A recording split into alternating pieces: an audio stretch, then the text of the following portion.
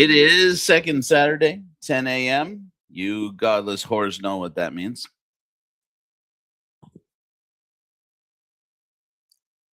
It's time these godless whores go to church. We're going to get people coming in here in a minute. I just wanted to thank all of you for making this journey with us.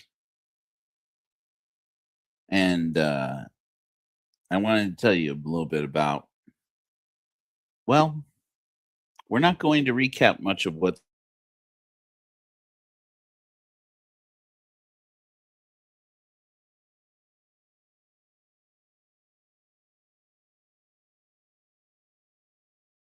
is okay. We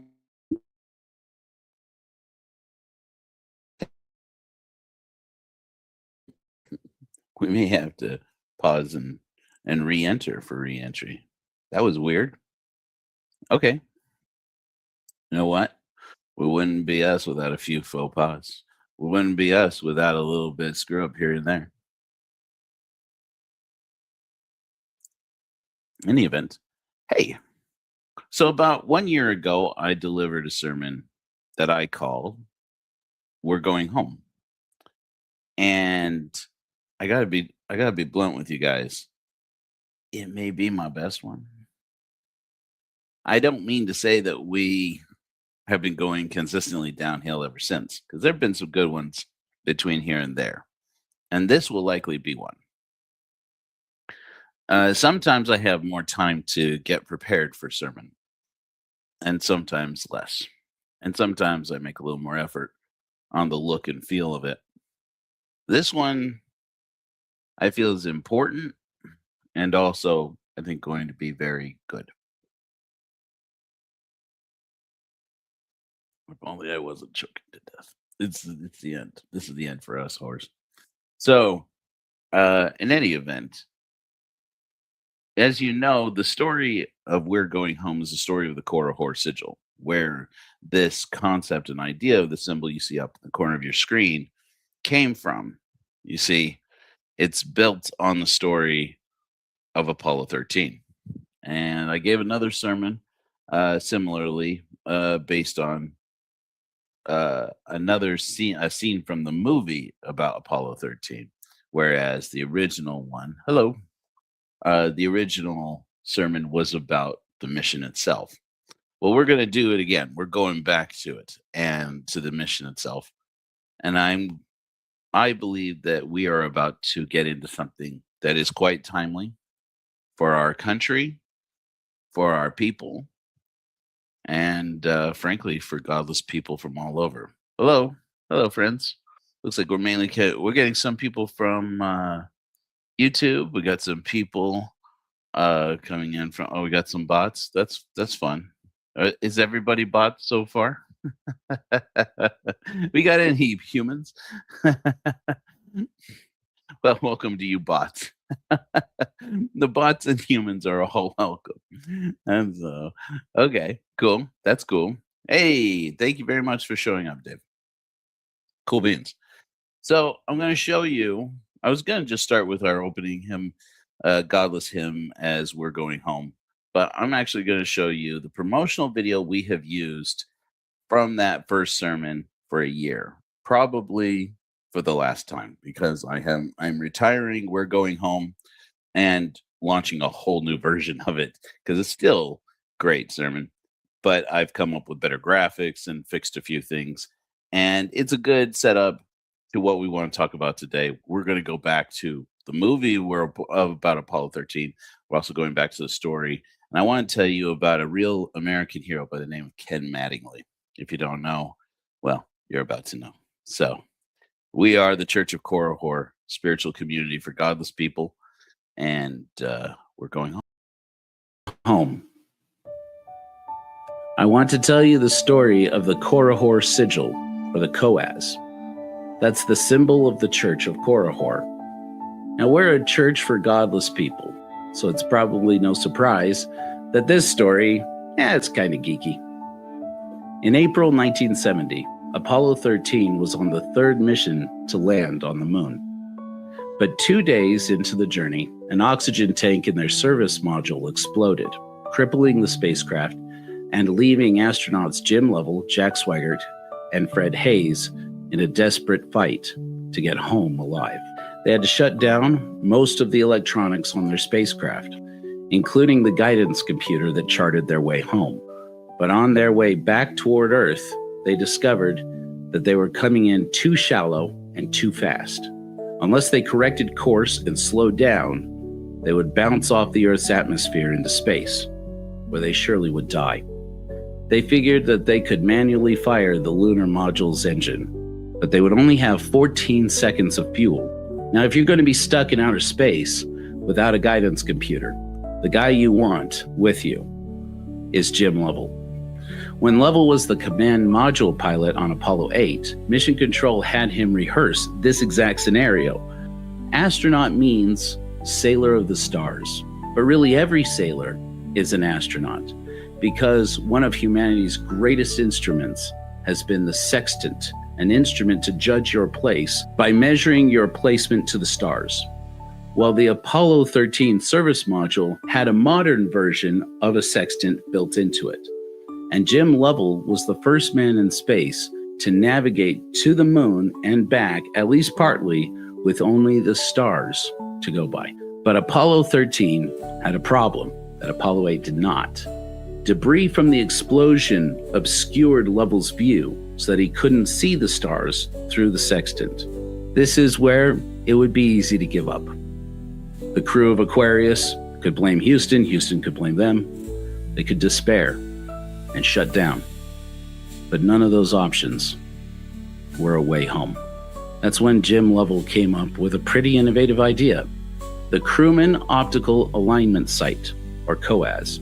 Now, the COAS is basically like the crosshairs of a rifle scope, designed to align the two parts of the spacecraft while they were docking.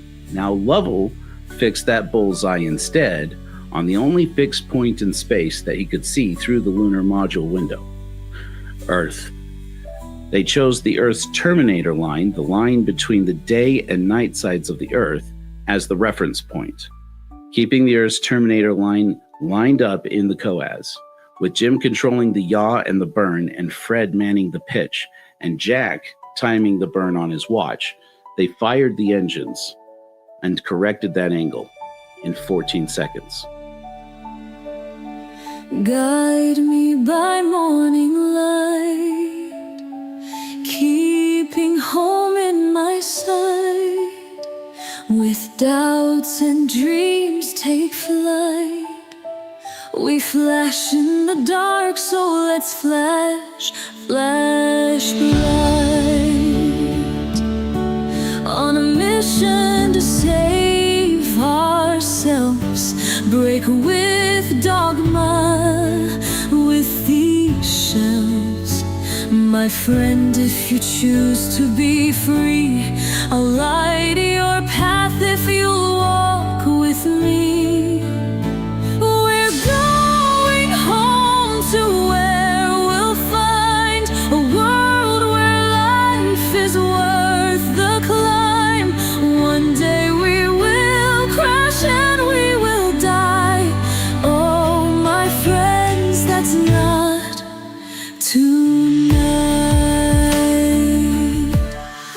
I remember when Apollo 13, the movie, came out, Tom Hanks says to Bill Paxton and Kevin Bacon, 0 Degrees, "Gentlemen, what are your intentions?" "I'd like to go home. You and I are living in an emergency. We can't see the stars, and our guidance computer isn't working. We have to line up the real world in the COAS. We have to use courage. We have to use tenacity and innovation. We're going to have to science the shit out of this if we're going to make a world that we want to live in. And to do that, you need godless people. This is our time. This is the time when we need atheists and agnostics to get religion, but instead of a religion about God, We need a religion about us. We are our saviors. This is our time. No more shadows in our mind. Leave the fears and past behind. On this pale blue dot, we will make our stand. Light within, we will be our hands. We're going home to where we'll find a world where life is worth the climb. One day we will crash and we will die. Oh, my friends, that's not tonight. Come on, science, our path is clear. Strangers once, our re-entry nears. Sighting land, we'll quit this sea. I'm going home. Who will come with me? I'll fail. I'll start again. I'm looking for people who have the courage to fail with me. Till we find all the ways to fail, or by some stroke of luck, we go home. Amen. By math and science, our path is clear. Strangers once, our re-entry nears. Sighting land, we'll quit this sea. I'm going home. Who will come with me?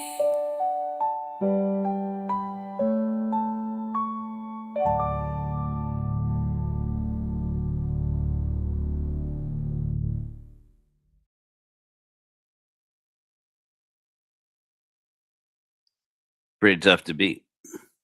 I want to go back over that video for a second with you, because I made mistakes, and I want to talk to you about because it's going to get us started with our sermon today. Well, some people tune in from all over the world. You know, we have cohorts from all over the world, and we love all of them. You know, the Church of Korahor is mainly a church Home. based out of the United States, but we are also, but you know, we have a presence all over the world. I want to tell you a little bit about this picture right here. Okay. I only found this out after I had started publishing this, paying on behalf of the Church of Korahor. Part of my tithes and offerings to the Church of Korahor is that I pay YouTube and TikTok to show this video to people all over the world, and to get people really jazzed about Korahorism and get comments from all over. This video has been seen literally tens of thousands of times by people all over the world.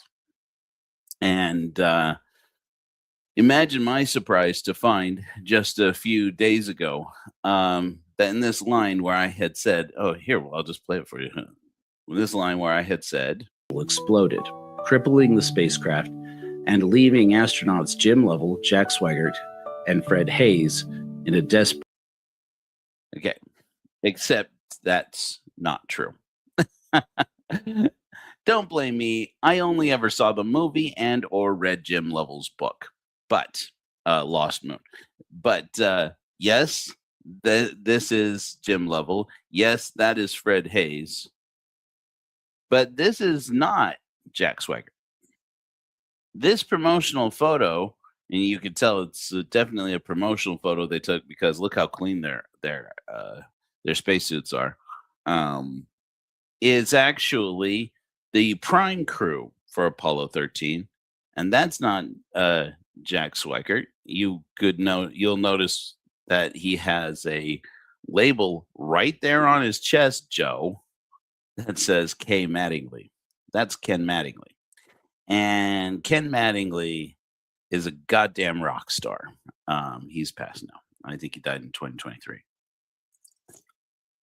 And he was part of the original crew. And Jack Swigert, who eventually goes to space, goes on this mission, was the backup crew. But what had happened is that one of the astronauts in the whole program, not even in the lineup, the deck for going on Apollo 13, got rubella, also known as German measles. And while, as my understanding is that Fred Hayes had been uh, vaccinated against measles, and Jim had had measles, Ken Mattingly had neither. And so the flight surgeons pulled him off of the crew, of the prime crew, and called up Jack Swikert. Now in the movie, they made it all Hollywood, right? They made it to be like, oh, and they have this big blow up, and Ken Mattingly, who's played by Lieutenant Dan. That's you have to be old to get that reference. Tells them, God damn it, I'm Jim. I don't have the measles. I'm not going to get the measles, whatever. The truth is that Ken Mattingly actually said, flight surgeons tell you're too much of a risk. You don't fly. The terrible irony of that is that the guy you see on your left there is Fred Hayes. And he actually probably shouldn't have been on the crew, because he was sick. He had, not with measles, he had pneumonia. In fact, he had a really, really serious case of pneumonia. And you remember the part where the oxygen tank explodes in the story, this true story. Well, what happened there is that when that oxygen tank, these three oxygen tanks are not just oxygen for breathing. They are fuel for the whole craft, because they power they power the generator that's charging up the batteries. And so when they lost one, and then because it exploded, another one because it was pretty much knocked out of service, and then lost most of their oxygen in the third tank, basically at that point they were without power in space.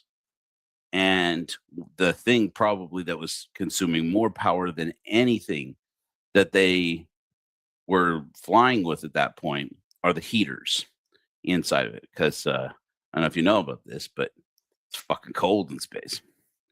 And so they're out there. They don't have the kind of advanced heaters we have now, because now we have graphene heaters. That's a whole other story.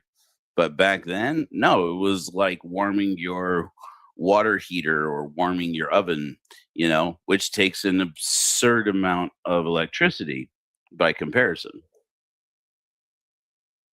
And their batteries, they didn't know most of the flight how much battery power they actually had. And so they shut down everything.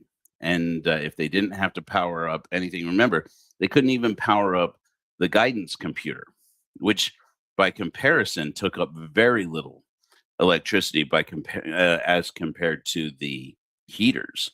But without the heaters turned on, Fred Hayes kind of became a heater. We talked about this in a sermon I gave last year again. Hey, Jules, it's good to see you. But it turns out, as soon as that temperature really started to drop, that Fred Hayes started to burn a fever of over 100 degrees. And so at one point, he was burning consistently. He was burning a fever of like 104. At that temperature, you're blacking out, right? You're burning brain cells at that point. You're in serious trouble. There's a moment, sometimes somewhat hilarious moment in the movie where Bill Paxton tells Tom Hanks, Fred Hayes tells Jim, and he says it burns. It burns when I urinate. It feels like I'm pissing razor blades. And then they make a joke about Jack Swiker. He says, I think Jack Swiker peed in my water bottle. And he's like, man, you're dehydrated. You gotta drink your water. And he's like, I've been drinking my water, same as you guys. And he says, I think that Jack Swagger peed in my water bottle and gave me the clap. That was a joke. That wasn't actually said, I don't think. But That was a joke. They always used to pick on Jack Swigert because he was the only one who wasn't married, and he was living it up. Jack Swigert apparently, wherever he went, he made sure that he had some flight attendants with him. Women apparently like Jack Swigert. Anyway, so they but the truth is it had nothing to do with Jack Swigert getting the clap, which is what? Gonorrhea? I think it's either gonorrhea or chlamydia. Anyway, had nothing to do with Jack Swigert having an STI. They would have caught that. It had to do with Fred himself having pneumonia and his body burning such high temperatures and fighting off this infection that he was dehydrating in space with no freaking heaters to warm up and get better. It's a lot harder for your body to fight off that infection when it's at that near zero temperatures. And in fact, Jim Lovell in his book talks about how probably the worst part of that whole disaster was how freaking cold it was. It was just so cold. And he was actively dying in that capsule. Well, except here's the thing.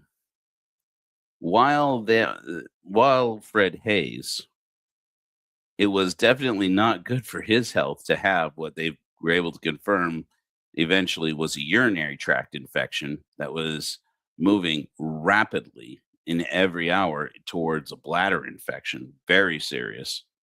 It turns out that the heat from his body was pretty much the only heat inside that space capsule, and to some extent may actually have been part of what was keeping his two crewmates alive.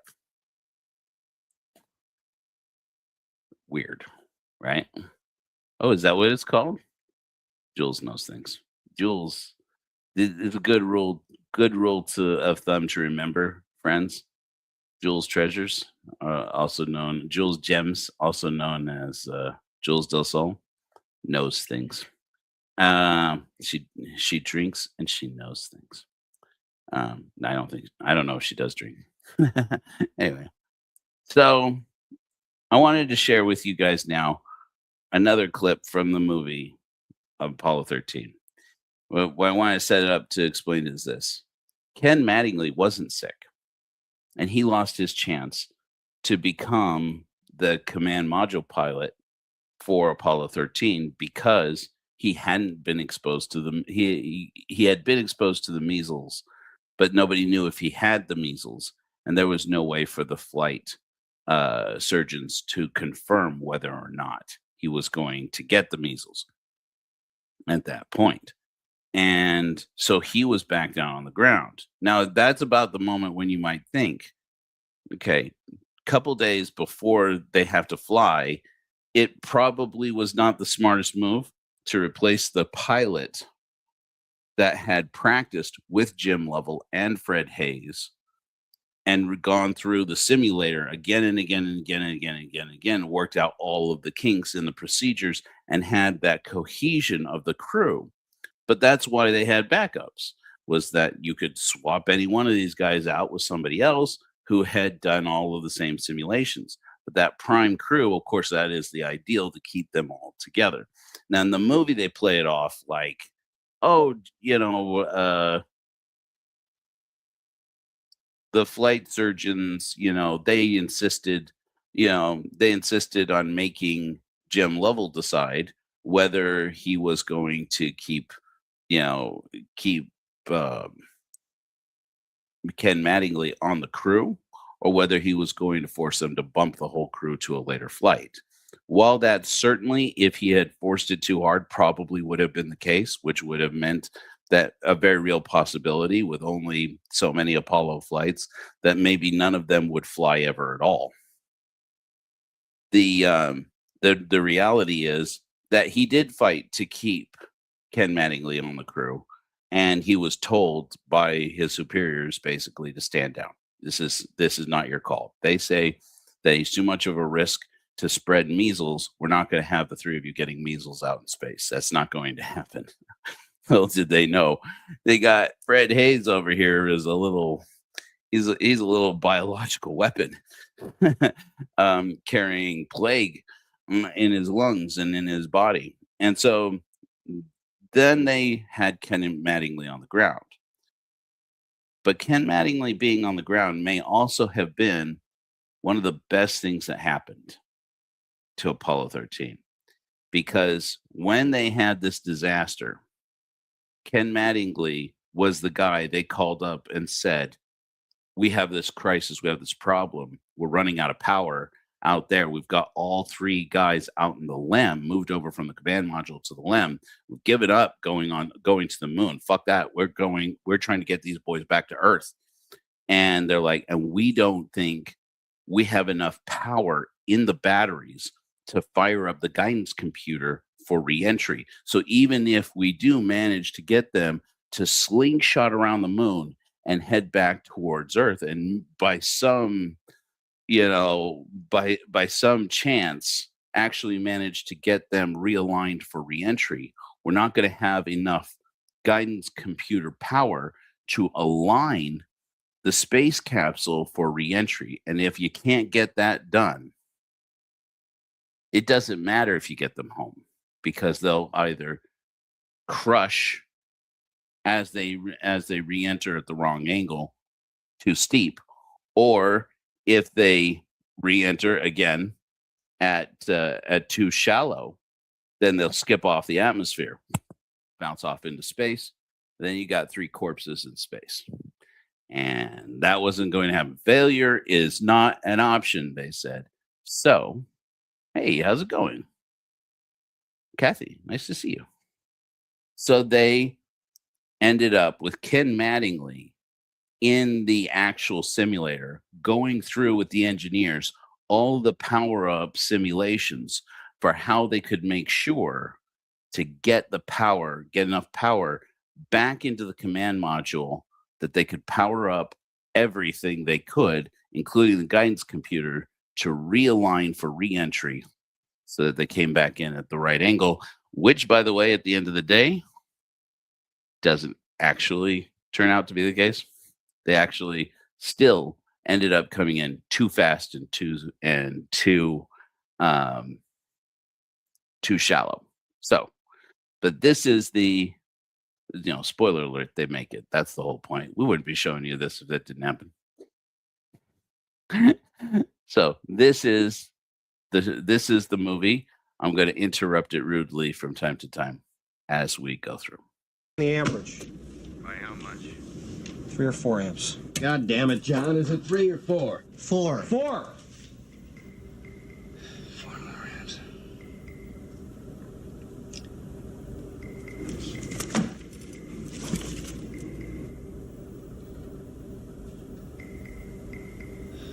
We know they have some power left in the LEM batteries, right? Yeah. We have an umbilical that provides power from the command module to the LEM. Right, it's backup for the LEM power supply.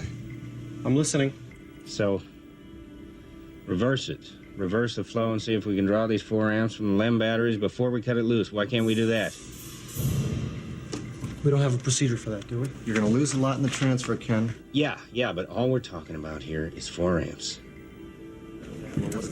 I want whatever you guys got on these power procedures. Gene, they're already... No, I don't want the whole damn Bible. Just give me a couple chapters. We gotta get something up to these guys. They're working on it now. I'll call over to the simulator and get an estimate. God damn it! I don't want another estimate.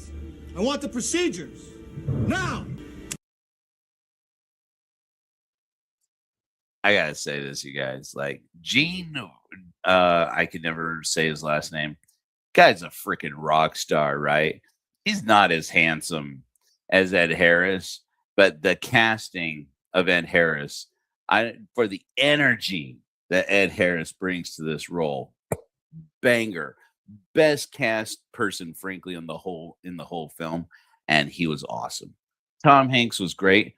Frankly, Tom Hanks doesn't look like Jim Lovell, doesn't sound like Jim Lovell, doesn't capture any of the energy of Jim Lovell. But this guy, Ed Harris, was Gene, man. Ed Harris all the way. Oh, he was so good.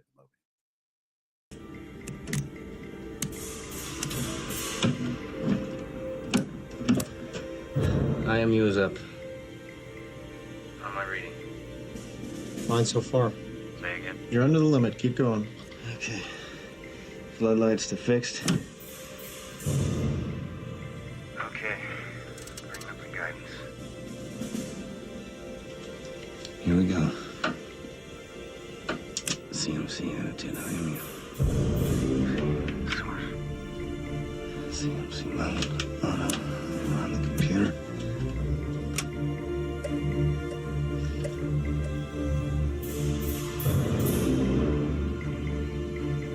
Ken, Go ahead. is your computer on now? Up and running. How do we look?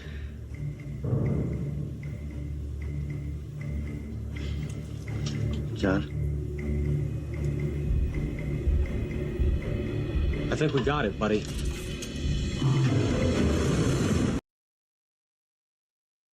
You did good, Lieutenant Dan.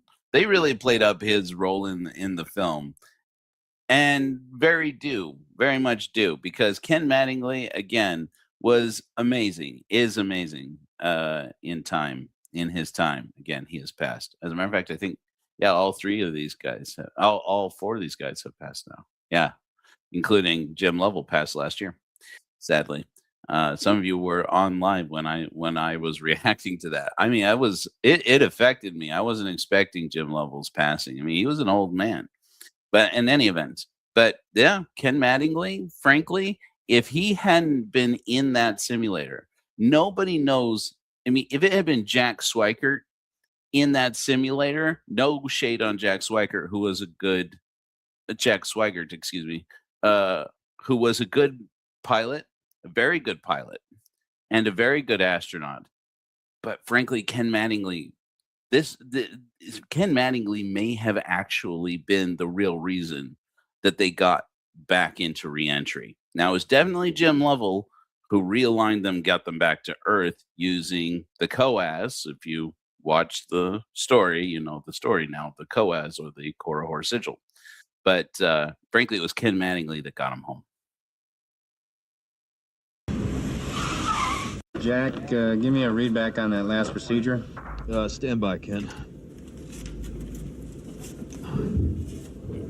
Ken, I'm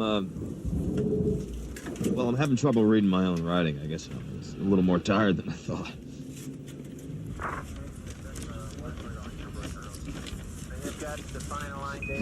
Don't worry, Jack. I'll talk you through it. Okay, be totally clear here. I don't know that I've ever seen in the actual Vox or heard in the actual Vox recording that he actually said that. I'm sure that Jack Swigert, excuse me, actually was pretty embarrassed to be in this situation and be like, "Wow, Ken's the guy who, may have saved the day here, and I'm just up here being the monkey pushing the buttons." But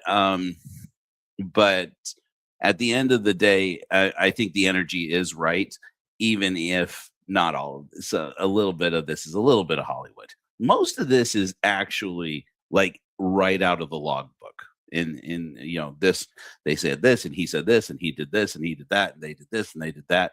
There's a little bit of Hollywood to it, but from what I can tell, the energy was everybody did have in the back of their minds that Jack may not be up to the task here. Okay, find the main bus breakers on panel 11. Yeah, main bus breakers, got it. Close main bus B.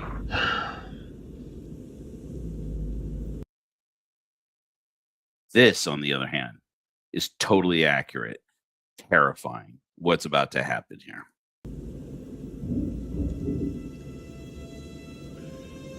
Now, Ken, there's an awful lot of condensation on these panels. What's the word on these things shorting out? Look at their faces. Look at their faces. This is legit. We'll just take that one at a time, Jack. It's like trying to drive a toaster through a car wash. It's like the most accurate line in this movie, man. It's like trying to drive a toaster through a car wash. That's exactly what they were dealing with. Remember, they weren't expecting to ever have to get to temperatures that low.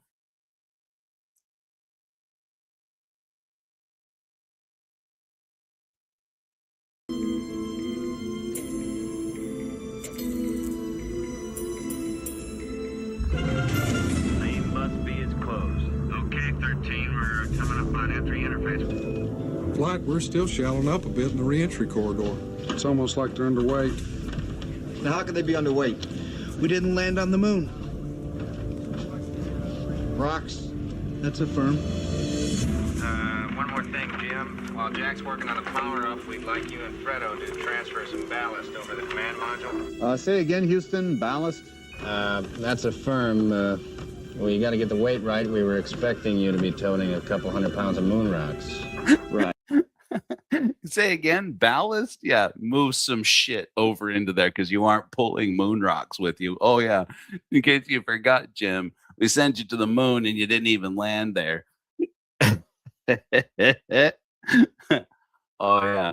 I have to take shit out of the LEM and throw about 200 pounds worth of shit out of the LEM and move it over into the module and just stick it, the lander, and just stick it anywhere. Jeez, man. Right, Houston. Now, Jack. Yeah, go ahead, Ken. Okay, now, panel 5. Circuit breaker, caution and warning. Main B, closed. Main B, closed. Master alarm, off. Okay, Jack. Panel 7, B-Mag number 2, power to warm-up. B-Mag number 2, power to warm up. Done. Sequential logic 1 and 2 on. Sequential logic. 2 on. CMRCS pressure on. CMRCS pressurization. And their LEM lifeboat is doing things and working longer than it was ever intended to. It's a race against time until splashdown.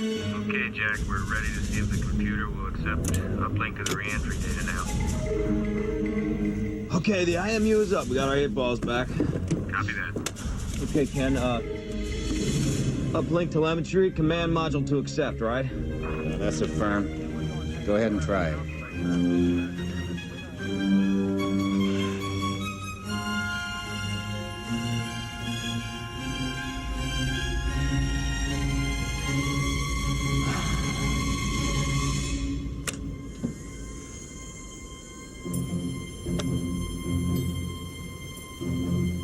Uplink completed.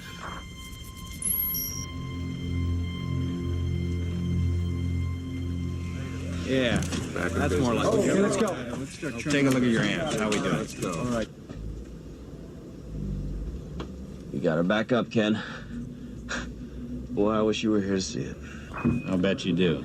We are aligned for But I got to give major props, by the way, to the makeup department in this movie. They did phenomenal at making Bill Paxton look like he was barely keeping alive. You know what I mean? Because Fred Hayes at this point, like, it's a question right now. Like, there's, will you burn a fever of over 100 degrees for a day or two? I mean, people don't come back from that. Okay, even someone who of robust health, like an astronaut, right? He was in serious trouble. 100 temperatures of 100, 101, 102, 103, 104 degrees. I mean, he is sick. The irony being that it's Ken Mattingly saving the day down on the ground in Houston, and because he's been exposed to the measles, and guess what? Doesn't have the measles. He's the one who's not sick, and yet he's the one who's saving the day. Re-entries. Jim, we're gonna need that computer re-entry program. Fred, how the batteries looking? Okay.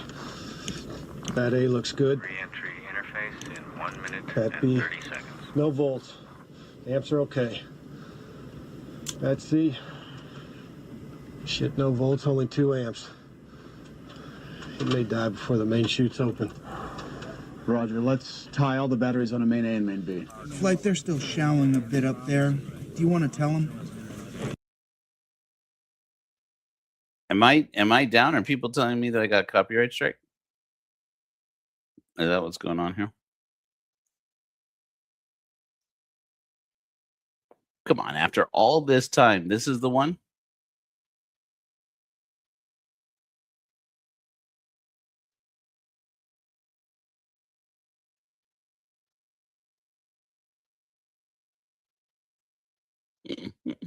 Am I really down? No.